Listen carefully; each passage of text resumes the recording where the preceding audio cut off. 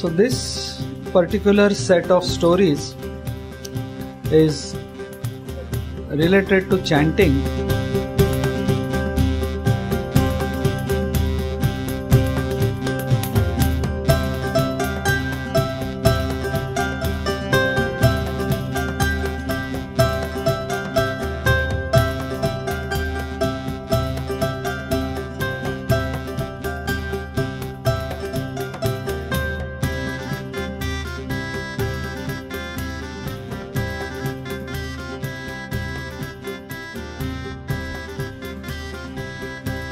All of us know that this human tongue is the only tongue which can chant.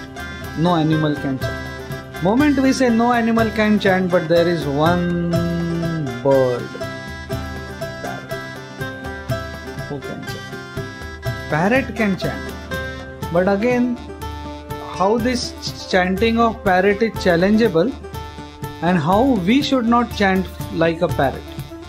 So I'll be telling you 3 stories regarding this parrot-like chanting. Once one Hare Krishna devotee had gone to the market, and moment a bird seller saw him, he called him, "Oh, Hare Krishna, excuse me, Hare Krishna. You're Hare Krishna?" All day to day somebody asks us, no? Are you Hare Krishna? We say Hare Krishna. Why? He said, see, I have this special parrot. This is Hare Krishna parrot. To pull his one limb, he says Hare Krishna. To pull the other limb, he says Hare Ram. Wow. What is the cost? He says 2,000 rupees. Because he chants Hare Krishna. So he keeps the parrot in his house. Whenever devotees used to come to his house, he used to pull his legs, Hare Krishna, Hare Ram.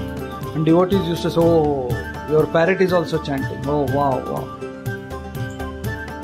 Then one day while he was sitting on a Sunday morning, he thought if I pull his limbs, both the limbs, he will say the full Mahamantra.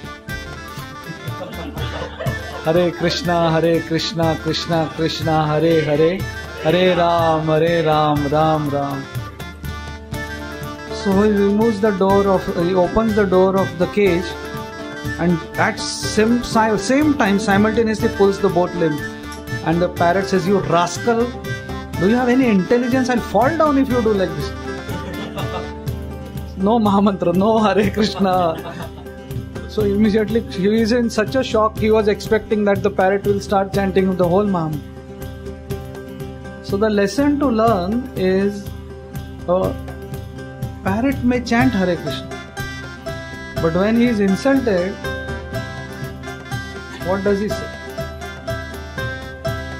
In Bhagavad Gita, verse 2.54 is the verse where Arjun is asking in the 2nd chapter, Sthita Pragyasya ka bhasya. How does your devotee sit? How does he talk? How does he walk? Actually, we may keep on thinking, what a simple question. How does a devotee sit? How are all of us sitting? Like what the way other people sit? How does a devotee talk? We also talk like that. So, one of our Acharya, Vishwanath Chakravarti Thakur, he gives a purport to this and he says, how does a devotee talk or speak means, how does he speak when he is insulted? How does he sit? Means what are his activities when there is no other engagement? And Krishna answers it by saying that like a tortoise, when not needed, withdraws his limbs.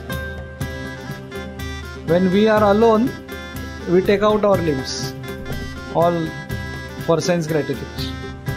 But a devotee, he withdraws his limbs. So how does he speak? So when he is insulted, what does he speak? So that is the test of our Krishna consciousness. When we are going on the road chanting Hare Krishna, and then somebody pushes us, hey, then we are behaving like that type. What do we speak when we are insulted? So the second story is coming from down south, where this Krishna Dev Rai and Tenali Raman. So Tenali Raman used to keep on speaking that this human form of life is the only life in which we can chant Hare Krishna. So what Krishna Dev Rai did is he got 100 parrots and made all of them chant Hare Krishna. So he took Tenali Raman one day and he said, see, all my parrots can chant Hare Krishna. 100 parrots. So Tenali Raman was insulted left and right in the court. So Tenali Raman got so frustrated, he arranged for a fire below the cage to burn all the parrots. So he put fire below the cage. And the king got the news, and Tenali Raman was there with the fire again. He was giving air to that fire so that it blazes proper. And Krishna Dev Rai reaches there and he sees, and he says, Tenali, you are so much envious of my parrots just because I proved you wrong that the parrots can also chant and humans are not the only ones who can chant. That's why you are killing all of them. So Tenali Raman comes out and he says, now when there is fire down, can you see a single parrot who is chanting? And Krishna Dev Rai looks up and all parrots are nobody is saying Hare Krishna. So this is the second lesson, that when we are in danger, that is the time when we are actually supposed to chant, take shelter of Krishna. What happens in our life, whenever there is danger, we start thinking about the danger. Whenever there is some trouble, we start thinking about trouble. When Hiranyakashipu was troubling Prahlad, Prahlad was thinking of Krishna. Prahlad was not thinking about Hiranyakashipu. Oh, that Hiranyakashipu is not troubling him. I also want to punch him on his face. That is what happens to us, right? When somebody is troubling us, we start thinking about that person. I will also do like that. I will also throw him from into the ocean and give him to the sun. Let me grow up and he will grow old, then I'll see what. No. Prahlad is thinking only of Krishna. He is not thinking of people who are causing trouble to him. So when in danger, Prahlad was thinking of Krishna. When thrown into the valley, it is said that he didn't look down. What are the arrangements Krishna has made for my protection? Jali Bili hai ki nahi niche? Lord Vishnu is standing to catch me or not? No. Yes. Thinking of Krishna. So whenever in danger, we should be thinking, and that is the rest of Krishna consciousness. Otherwise, we are like that Krishna Dev Rai's parents. And the next is about, the third story about parrots is, there were two priests staying bang opposite each other. And what happened is, one priest had male parrots, other had female parrots. So the priest which had male parrots, they were always praying to God. And the female parrots, they were always making some lusty gestures. So this priest used to think that what kind of parrots they are. So he went to the other priest, he said, your parrots are so nice, they are always praying to God, they are always remembering God.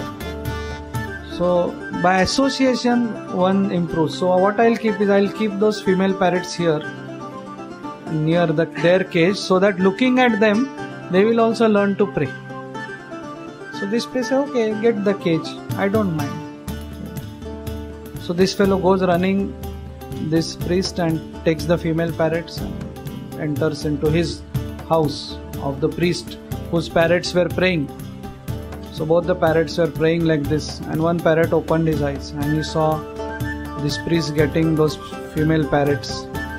So he told to other, stop praying, our prayers are answered.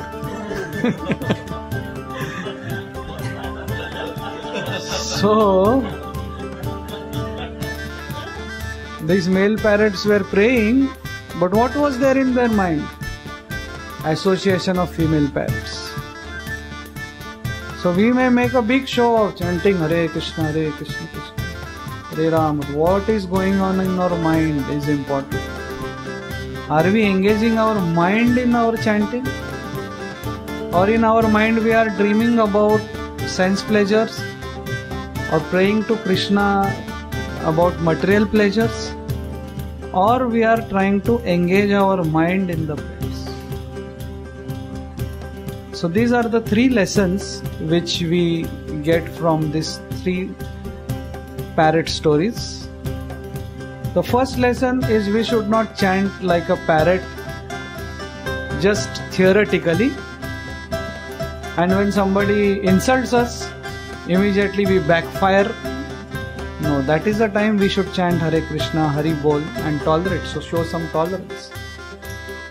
Second lesson is whenever we are in danger, that is the test of our chanting, and that is the time the holy name should come out of our mouth.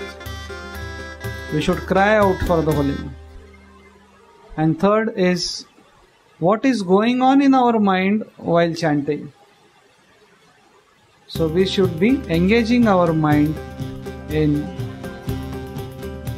hearing the names of Krishna and desiring to serve Krishna while chanting and not desiring sense gratification. Thank you very much.